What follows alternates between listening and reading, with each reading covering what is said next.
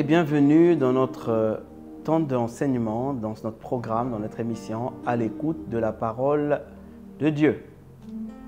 Alors je suis ravi une fois de plus d'être avec vous en ce jour. Dieu nous fait grâce de nous retrouver semaine après semaine, jour après jour, selon mardi ou samedi, pour partager avec vous la parole dans le but d'approfondir chacun de nous la connaissance de sa parole. Amen. Alors nous allons sans plus tarder incliner la tête et rendre grâce à Dieu. Tendre Père, nous te disons merci pour ta bonté et pour ton amour à notre égard. Merci Seigneur, parce que toi tu es avec nous, parce que toi tu nous portes dans ton cœur. Nous t'appartenons, nous sommes ta propriété. Merci parce que tu fais couler au-dedans de nous ta culture et tu veux que nous puissions te ressembler. Alors prends le contrôle sur ce temps d'enseignement, arrache ce que tu n'as pas planté dans notre cœur et parle-nous Seigneur. Nous avons soif et nous avons besoin de toi, dans le nom de Jésus. Amen. Alors, je bénis le Seigneur qui a permis que nous puissions nous retrouver en ce temps. Je bénis le Seigneur qui a permis que nous puissions avoir ce temps de partage encore. Je bénis Dieu pour vos vies. Je bénis Dieu pour toutes les personnes qui travaillent la réalisation de ce programme. Je bénis Dieu pour vos parents spirituels, pour vos pères spirituels, vos pasteurs dans les églises. Je bénis Dieu aussi pour les miens. Je rends grâce à Dieu pour tout ce que Dieu fait. Amen. Alors nous sommes depuis plusieurs semaines maintenant en train de parler sur le royaume et la justice de Dieu. Plus précisément le royaume d'abord. Et nous allons entendre la justice dans quelques semaines, certainement. Dans le royaume, nous avons vu beaucoup de choses. Je fais un petit rappel de 5 minutes. Nous avons parlé qu'il faut naître de nouveau en premier. Nous avons parlé que nous sommes positionnés.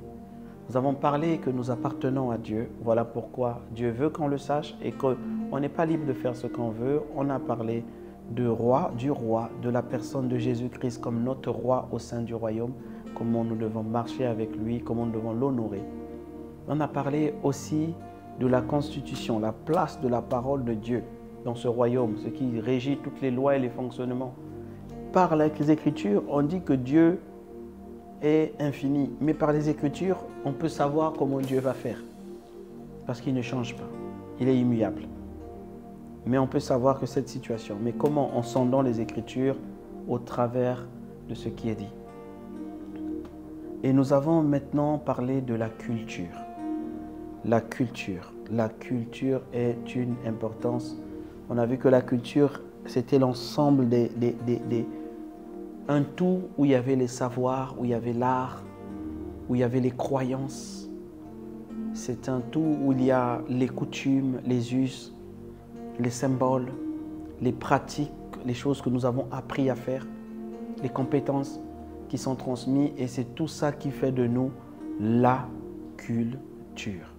C'est ça qui fait notre culture. Amen. Alors nous sommes rentrés un peu en profondeur, nous avons fait les comparaisons des cultures. Aucune culture n'est plus que l'autre, mais la culture du royaume certainement est au-dessus. Quand je parle de culture qui n'est pas plus que les autres, c'est la culture du monde. La culture du monde, la culture de tel pays n'est pas plus que la culture de l'autre. Mais celle du royaume nous met au-dessus, parce que la Bible dit « affectionnez-vous des choses d'en haut ». Ça vous met déjà en haut, ça vous fait vivre comme étant au-dessus de tout ce qu'il y a. Et nous avons dit à la fin de la dernière session comment acquérir la culture. Il faut prier. Nous devons prier, prier, prier. Dire Seigneur, je veux te ressembler, je veux être comme toi. Je veux que lorsque l'on me voit, on dit ça, c'est un disciple de Christ, ça, c'est un fils du royaume. Je veux, il faut prier, il faut le demander. Vous voyez, il y a des gens qui prennent les prières aujourd'hui comme... C'est vrai que les prières, ce sont les moyens de parler à Dieu, des requêtes. Mais souvent, on va chercher des requêtes de ce monde, les besoins de ce monde. On a déjà parlé lorsqu'on a parlé des inquiétudes. Les inquiétudes de ce monde nous emmènent à nous défocaliser de ce que Dieu est, de ce que Dieu veut. Mais lorsque nous prions en disant « Seigneur, je veux que toi tu sois en moi, je veux te refléter, je veux ta ressemblance », nous prions pour que nous soyons comme Dieu. Mais Dieu n'est pas inquiet. C'est-à-dire que les inquiétudes, comment je dirais ça? C'est comme si vous priez pour avoir 2 pages de ce magnifique livre. Mais Dieu vous donne la recette pour avoir tout le livre. C'est bien ça les chrétiens, c'est bien ça que nous vivons. Voilà pourquoi on parlait de le royaume et la justice, parce que souvent on va demander une chose, mais tout ça c'est déjà compris dans si on cherchait le royaume. Amen. Alors, nous avons dit qu'il faut méditer la parole. Nous ferons certainement des enseignements spécifiques sur la méditation. Mais il faut comprendre que le but de la méditation, c'est de nous faire ressembler à Christ. C'est de nous faire ressembler à Dieu, d'imprégner en nous sa culture. Il faut écouter les enseignements, comme vous faites maintenant. Écoutez, réécoutez les enseignements. Vous avez écouté quelque chose qui vous a touché, qui vous a plu, qui vous a parlé. Ne vous arrêtez pas à l'avoir écouté une fois. Réécoutez-le 2 fois, 3 fois, de telle sorte que ça va modifier même votre langage. Quand vous parlerez, on croirait que c'est vous. Parce que la culture s'installe au-dedans de vous. Lisez les livres. Ne lisez pas un livre parce que quelqu'un vous a dit que c'était bon, c'est bien, le livre est top. Non, non, non. Lisez le livre en fonction d'un domaine que Dieu veut vous apprendre. Et restez dessus. Relisez un autre auteur sur le même domaine. Vous allez voir que le domaine, la culture du Seigneur dans ce domaine va venir s'installer au-dedans de vous. Il y a des domaines où je peux enseigner sans même voir mes notes. Je vais vous donner des versets sans regarder mes notes, sans regarder la Bible. Je parlerai sur la Bible. Pourquoi? Parce que j'ai écouté, réécouté, bu et encore rebu ces enseignements-là. La mise en pratique de ce que l'on a appris, c'est vraiment comme vous avez fait une opération 1 + 1, mais vous oubliez de mettre égal. Ça ne sert à rien, ça ne veut rien dire. Vous pouvez écouter pendant des années, tout ce que vous avez fait écouter. Si vous ne le mettez pas en pratique, le résultat serait même comme si vous n'avez jamais écouté. Vous aurez le même résultat que celui qui n'a jamais écouté. Je vous ai dit, c'est comme une opération chimique. On vous dit, pour avoir de l'eau, prenez l'oxygène et mettez l'hydrogène, vous allez avoir de l'eau. Mais vous prenez l'oxygène d'un côté, vous mettez l'hydrogène d'un côté, mais vous ne les mettez jamais ensemble.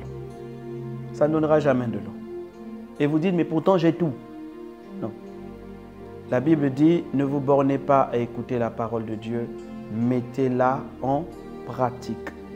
Jésus-Christ, notre Dieu, notre roi, comme nous l'avons vu, a dit, heureux êtes-vous, vous qui entendez ces paroles, pourvu que vous les mettiez en pratique. Pourvu. Si vous ne les mettez pas en pratique, ça ne sert à rien. Donc c'est comme ça qu'on acquiert. La culture est large. On a parlé des symboles, tout ça là. Je ne peux pas rentrer dans vous pour vous expliquer. Vous voyez, autour du trône, on a parlé du lion, on a parlé de l'agneau, on a parlé de l'aigle, on a parlé du globe, on a parlé de toutes ces choses-là comme symboles dans le royaume, à travers de la culture. Je ne peux pas vous... C'est des enseignements et des enseignements. Le globe, c'est très prophétique. Vous verrez certains serviteurs de Dieu, même dans les églises, vous verrez des globes derrière. On ne le fait pas pour imiter. Il faut que Dieu vous dise, mets un globe à tel niveau. Et il vous expliquera. Donc je ne peux pas vous dire ce que veut dire le globe comme symbole. Mais c'est quand Dieu vous le dit qu'il vous explique pourquoi il vous le donne. Pourquoi il vous donne ce symbole.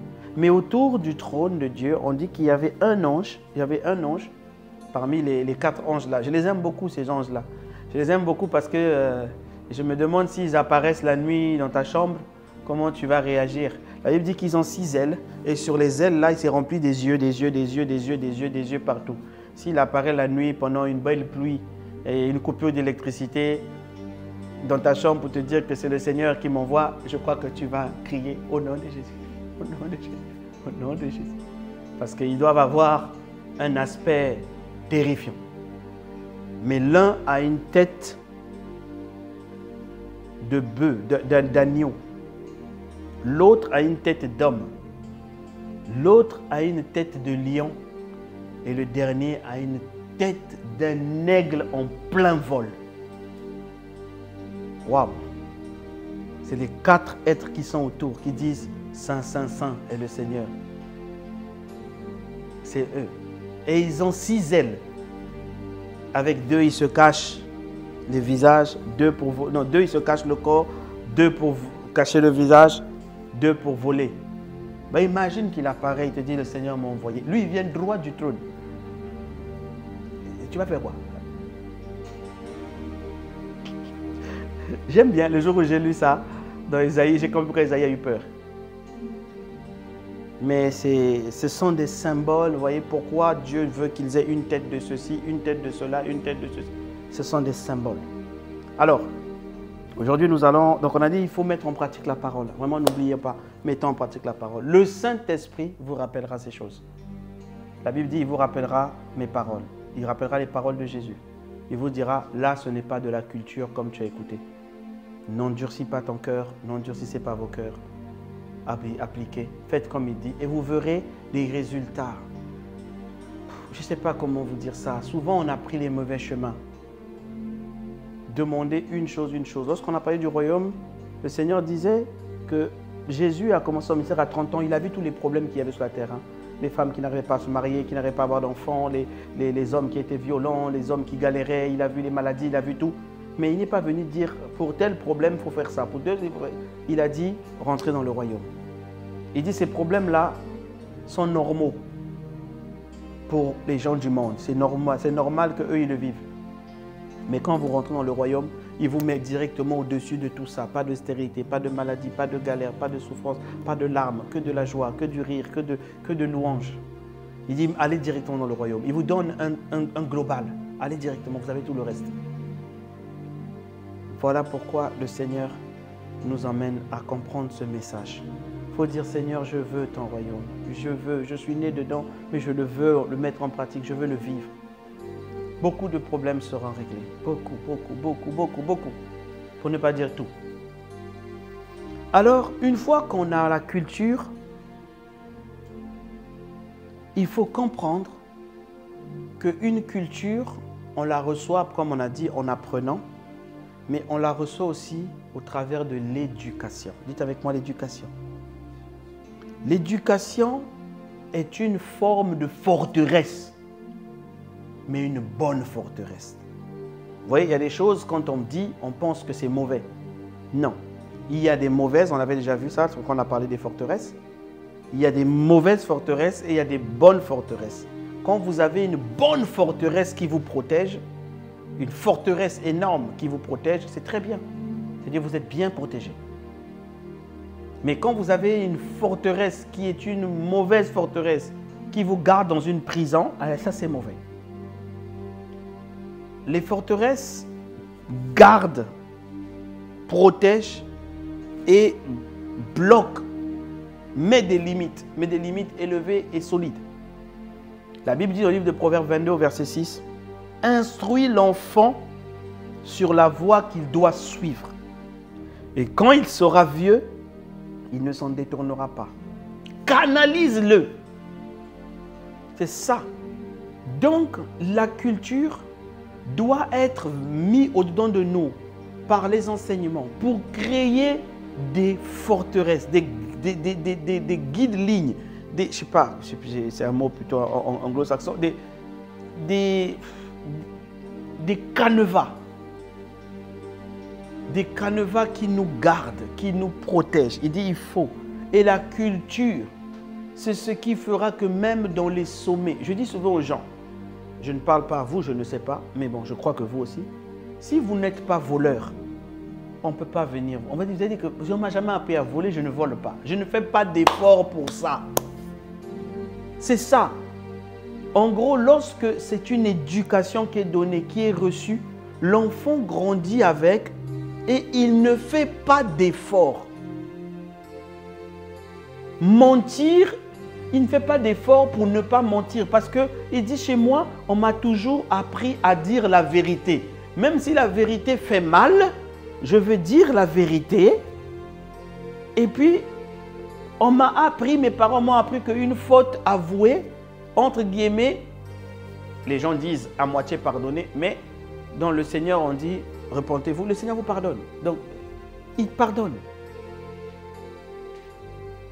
Il pardonne. Donc, l'éducation est une clé obligatoire dans le royaume pour garder la culture et la développer. Voilà pourquoi Dieu lui-même, dans le psaume 32, au verset 8, il dit « Je t'instruirai ». Autrement dit, je t'éduquerai. Je te donnerai des instructions, je te donnerai des cours, des enseignements. Il dit « Je te montrerai la voie que tu dois suivre ».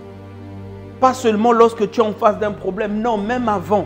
Voici comment ça marche ici. Voici comment il faut faire. Voici qu'est-ce que... Quand tu arriveras là-bas, fais ceci. Je te montrerai la voie que tu dois suivre. Je te conseillerai et j'aurai le regard sur toi. Donc l'éducation est primordiale. Voilà pourquoi quand vous entendez un enseignement, il faut demander, est-ce que cet enseignement m'éduque dans la culture du royaume ou cet enseignement m'emmène plutôt à avoir peur de Dieu ou à fuir Dieu ou à. Et l'éducation, c'est là où on met les barrières, les guides. Et on n'arrête pas d'être éduqué. Ce n'est pas parce que je suis pasteur aujourd'hui que non. J'ai beaucoup de domaines dans lesquels Dieu continue à m'éduquer, que ce soit par lui-même, par son esprit, que ce soit par des pères spirituels, par des frères en Christ et même par des plus petits que moi. Je reçois des jeunes qui me disent « Ah non, pasteur, ça il ne faut pas faire ça comme ça. » Et à partir du moment où je reconnais que c'est Dieu qui parle par eux, je ne vois plus qu'ils soient petits, qu'ils soient grands, parce que sinon je tombe dans l'orgueil. C'est le petit prophète qui était venu dire au vieux prophète ce que Dieu avait dit. Donc, j'écoute. Il faut écouter. Et il faut continuer à accepter d'être enseigné. Il y a des serviteurs qui disent « Ah non, je ne peux pas écouter un tel, je ne peux plus écouter l'enseignement. Moi, Dieu me parle directement. » Frère, tu vas te cogner. Parce que Dieu peut parler tantôt d'une manière, tantôt d'une autre. Comme disait un serviteur de Dieu, le plus important, c'est qu'il parle. À toi de discerner. À toi de discerner. Alors, nous sommes là pour dire que l'éducation est importante dans le royaume. L'éducation permet de mettre des traces pour que les gens ne s'en détournent pas. S'il a été éduqué pour ne pas voler, quand il va devenir grand, il ne volera pas. Vous voyez, au lieu d'éduquer les gens à voler, éduquez plutôt les gens à construire, fructifier, entreprendre. Vous verrez que quand vous les mettrez dans des postes élevés, ils ne voleront pas. Avec ce qu'ils auront, ils vont continuer à entreprendre pour avoir même plus. Mais c'est une culture qui vient de l'éducation. Et voilà pourquoi la Bible a appelé les cinq ministères. Dans le royaume, on a dit, il a appelé les uns comme apôtres, les autres comme prophètes, les autres comme docteurs, les autres comme évangélistes et les autres comme des pasteurs. En vue de l'édification, de l'enseignement, de l'étirement des saints. C'est-à-dire que eux tous là, ce sont les 5 ministères, sont les cinq ministères de la parole pour éduquer dans la culture du royaume. Les 5 doivent vous apprendre la culture du royaume. Oh que oui! Ils ne sont pas là pour venir vous raconter des visions. Non, ils sont là pour venir vous éduquer dans la culture du royaume. Alors, le monde spirituel, c'est assez spécifique. C'est le seul domaine, peut-être l'un des seuls domaines, pour ne pas fermer les parenthèses, peut-être l'un des seuls domaines où, quand vous arrêtez d'apprendre, vous régressez. Vous régressez. Il y a beaucoup de domaines comme ça où vous allez perdre des réactivités, la façon de réagir. Par exemple, si vous êtes un chirurgien et que vous n'opérez plus depuis longtemps, vous pourriez encore opérer. On pourra vous donner un cœur, mais vous allez perdre une forme d'agilité. Mais le monde spirituel, ce n'est même pas que vous allez perdre, vous allez régresser. Vous allez faire des choses que vous allez dire « Ah, mais ça, je ne faisais plus ça pourtant. » Vous allez régresser. Voilà pourquoi on doit continuer à apprendre et encore apprendre et mettre en pratique, apprendre, mettre en pratique et on continue à grandir, on continue à grandir, on continue à grandir, on continue à grandir. Alors, je vais vous prendre juste 2 exemples. 2 exemples. Pourquoi? Pour montrer l'importance de l'éducation. Le premier exemple, par exemple, c'est la sainteté. qui est différent de la pureté.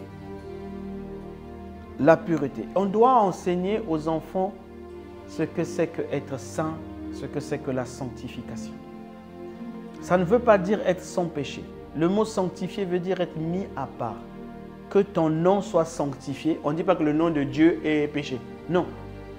On dit que le nom de Dieu soit mis à part, il soit respecté. Nous sommes des saints. On doit enseigner à nos enfants que dans le royaume, nous sommes la lumière du monde. Nous avons été mis à part pour éclairer. Donc, dans toute situation, nous devons avoir la conscience que Dieu nous a mis à part pour être ses instruments. Et cela même avant la création du monde. Galates 1, verset 15 dit, « Mais lorsqu'il plut à Dieu, à celui qui m'avait mis à part dès le sein de ma mère et qui m'a appelé à sa grâce. » C'est-à-dire que nous avons été mis à part dans la culture du royaume et dans l'éducation qu'on doit enseigner aux enfants. On doit enseigner aux enfants que ce sont des gens qui sont mis à part. Ils grandiront en sachant que nous sommes mis à part. Vous savez, j'ai été confronté souvent, une fois, à la lecture d'un livre qui parlait de l'éducation des Juifs. Les Juifs, très tôt dans leur enfance, même dans les cours qu'ils font, les cours sur la Torah, on apprend à l'enfant de 6e, de CM2, de CE2, qu'il est la lumière du monde. Que Dieu l'a envoyé sur la terre parce que lui, il est la solution à un problème. Et qu'ils sont mis à part. On leur apprend la sanctification très tôt. Qui ne peuvent pas, que eux c'est un peuple à part. On prend les versets comme les versets de Nombre, c'est un peuple à part. C'est le peuple de Dieu, ils sont à part. Après, vous êtes surpris que le plus grand nombre des prix Nobel sont israéliens. Le plus de prix Nobel, ils vendent beaucoup de créatures, ils font beaucoup de choses, ils créent beaucoup de choses. Mais parce que c'est une culture. La culture a été éduquée au sein des enfants. Éduqués pour leur apprendre dès le bas âge que ce sont des solutions dans le monde. Donc la mise à part, Jérémie 1 verset 5 dit, avant que tu t'eusses formé, avant que je t'eusse formé dans le ventre de ta mère, je te connaissais. Et avant que tu fusses sorti de son sein, je t'avais consacré. Je t'avais établi prophète des nations. Mon frère, ma soeur, tu m'entends aujourd'hui, tu es né dans le royaume, sache que Dieu t'avait déjà mis à part pour son royaume. Pour son royaume. Romains 1, verset 1, Paul, serviteur de Jésus-Christ, appelé à être apôtre, mis à part pour annoncer l'évangile de Dieu. Mis à part. Pourtant, il était avec Apollos, il était avec Timothée, mais il sait que lui aussi, il était mis à part. Apollos sait aussi que dans sa famille, lui aussi, il était mis à part. Toi, tu as été mis à part. Et on doit te l'enseigner. Ça doit devenir, tu marches, tu ne vas pas faire certaines choses parce que non, ça c'est les choses pour eux.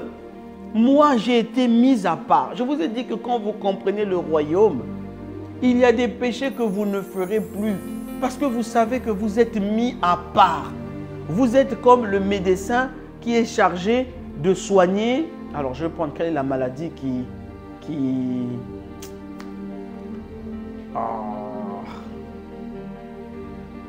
Bref, je ne connais même pas les maladies aussi. Vous êtes comme le médecin qui a été désigné pour soigner la bronchite ou la tuberculose. Mais lui-même, il connaît toutes les causes de ce qui emmène ça. Ça veut dire qu'il ne va pas faire ses causes pour avoir lui-même la bronchite et la tuberculose demain, à part par erreur. Mais sinon, il connaît ça. C'est-à-dire que quand vous êtes mis à part pour emmener les autres à la lumière, logiquement, vous n'allez pas refaire ce que les autres des ténèbres font. Sans faire exprès, vous allez dire non, mais moi je fais différemment parce que je suis appelé à les attirer vers la lumière. Donc cela doit être éduqué. Éduqué. Afin que cette notion de sanctification rentre au-dedans de nous. Rentre au-dedans de nous.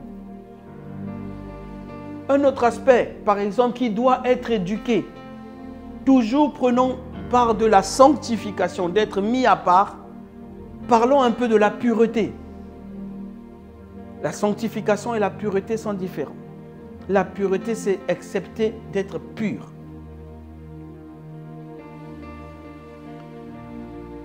Le Seigneur me ramène sur autre chose. Vous voyez, le Saint-Esprit, il n'a pas de nom. Il est qualifié comme l'Esprit qui est saint. C'est l'Esprit qui est mis à part. Il n'est pas comme les autres esprits. Il est le Saint-Esprit, l'Esprit des esprits. L'Esprit qui est que l'on révère plus que tous les autres. Il est l'Esprit mis à part. Il est l'Esprit qui contrôle tout. Il est le Saint-Esprit. Il est l'Esprit de pureté. Il est pur. À cause de son côté où il est à part, il est pur. Alors, la sanctification va vous emmener à la pureté. L'Esprit de Dieu installé au-dedans de vous va vous rendre pur. On verra ça quand on parlera de la justice de Dieu. Va vous rendre pur. Et il y a des choses que vous ne pourriez plus faire. Vous connaissez les conséquences de l'impudicité, de la fornication, l'impureté. Je vous ai dit que Balaam n'a pas pu maudire le peuple d'Israël. Mais il a dit à Balak, envoyez-leur des femmes étrangères. Parce que dans leur éducation, ils savent qu'ils ne doivent pas aller avec des femmes étrangères. Ils vont se rendre impurs. Et lorsqu'ils se rendent impurs, ça veut dire qu'eux-mêmes, ils sortent de la couverture. Et là, vous pourriez les avoir. Alors, dans notre mise à part, notre sanctification, le Seigneur ne veut pas que nous puissions tomber dans des péchés comme l'impureté, l'impudicité, la fornication, ce genre de péché. Les attaques sont là, les tentations sont là. Mais on doit puiser notre force dans l'Esprit de Dieu et dans le fait que nous avons été mis à part par lui-même. Le Saint-Esprit, il nous a mis à part pour ne pas. Vous savez, il y a des péchés avec lesquels on ne joue pas. Là, bien jamais, je me suis posé la question. La Bible dit, résistez au diable et il fuira loin de vous. Résistez au diable. Avec toutes les armes, résistez. Mais la Bible dit, fuyez l'impudicité. Oh, Seigneur, l'impudicité quoi? Il est plus fort que le diable. Bonne interrogation. Fuyez. Mettez-vous à l'écart. Évitez ces choses. Que votre culture vous fasse dire non. Il faut refléter. Vous voyez, quand on parle de Joseph, on dit que Joseph a fui devant l'impudicité ou la fornication.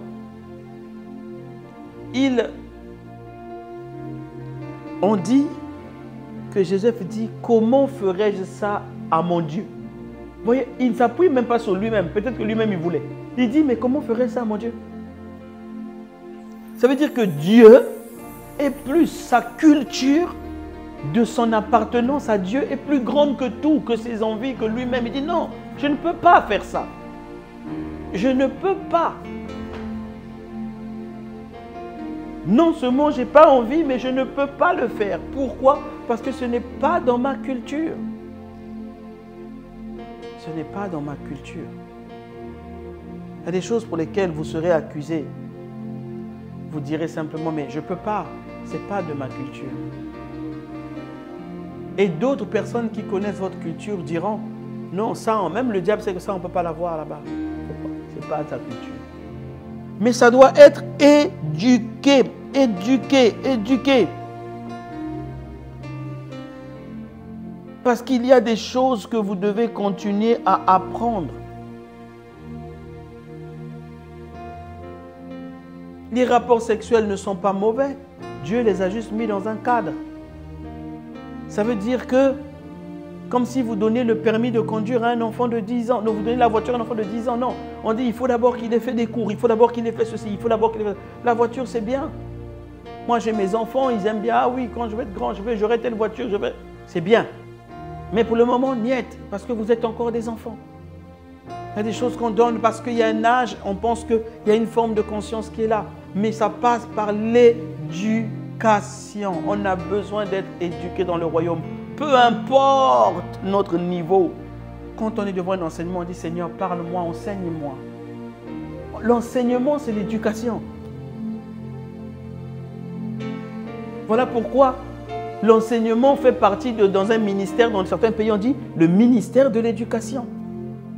Parce que c'est une branche de l'éducation qui part vers l'enseignement. Donc lorsqu'on écoute un enseignement, c'est pour être éduqué. Pour avoir une éducation. Il faut être éduqué dans la culture du royaume. Voilà pourquoi on a parlé de la culture avant l'éducation. Parce qu'on peut vous éduquer sur autre chose. Comme le monde. Mais on doit vous éduquer sur la culture du royaume. Sur la culture de ce que vous êtes en tant que fils de Dieu. Sur la culture de ce que vous êtes en tant qu'enfant de Dieu. Vous devez accepter l'éducation. Ça va vous mettre des barrières. Et vous de même, vous enseignerez vos enfants. Vous enseignerez vos enfants pour qu'eux aussi ils soient gardés. Le jour de votre départ sur la terre, vous allez dire au moins Seigneur, je sais qu'ils ont les canevas pour atteindre le sommet. Saint-Esprit, j'ai fait ma part, prends le relais et continue à les garder, continue avec eux. Nous nous retrouverons de l'autre côté. Je sais que je pars, mais je les retrouverai là-bas avec moi. Là est le but de l'éducation. Le royaume, on doit être éduqué. Vous devez accepter l'éducation. Ça peut faire un peu mal, mais vous devez l'accepter. Amen. Nous allons nous arrêter là pour aujourd'hui. La prochaine fois, nous parlerons de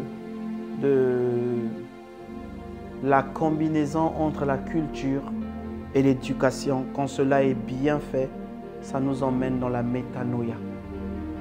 La véritable métanoïa.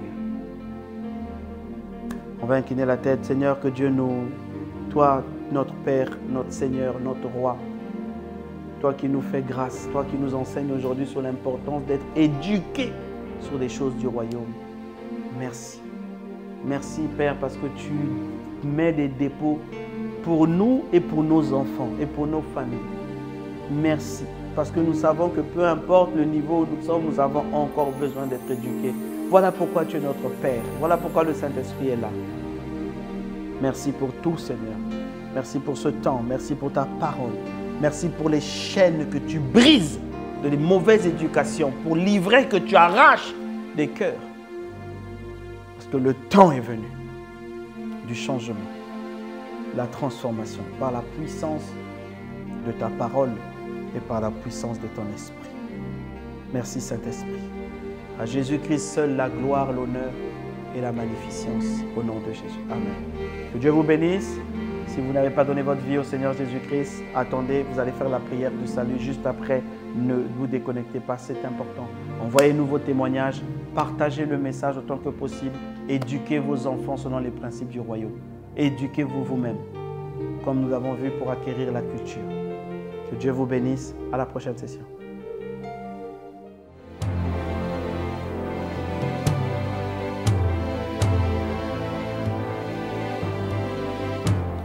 Ô Seigneur Dieu, je crois en ton Fils Jésus-Christ. Je crois qu'il est mort pour moi et que Dieu l'a ressuscité d'entre les morts. Je confesse de ma bouche que Jésus-Christ est le Seigneur de ma vie. Dès maintenant et pour toujours. Je donne ma vie à Jésus-Christ dès aujourd'hui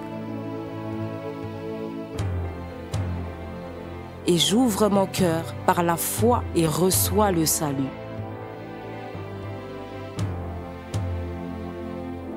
Je reçois maintenant la vie éternelle dans mon esprit. Merci Seigneur d'écouter ma prière. Mes péchés ont été lavés par le sang de Jésus.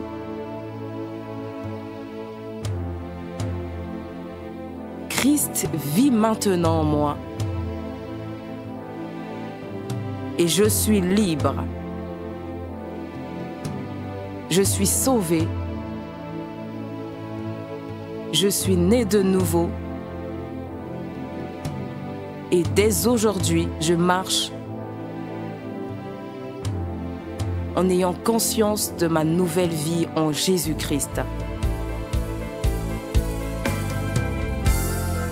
Amen.